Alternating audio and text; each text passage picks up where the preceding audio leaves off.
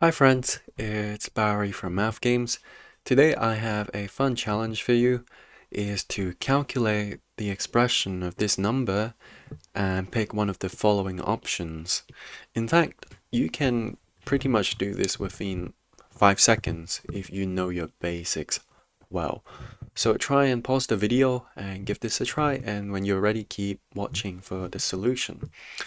So let's write out our expression again, right?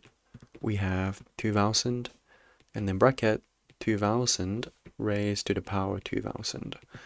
So when we see this, I want to remind you a rule in exponents, which is that if we have x raised to the power a multiplied by x raised to the power b, that is the same as x raised to the power a plus b. So that's an important rule to keep in mind. So let's take a look at 2000 first. I mean, what is 2000? Well, 2000 is just 2000 raised to the power 1. So it's just on its own. And then we have 2000 raised to the power 2000. Now we can quite clearly see that 1 is A in our case, and 2000 is B in our case.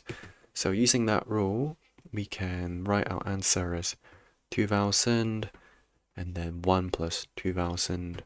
So the answer is 2000 raised to the power 2001. So the answer is A.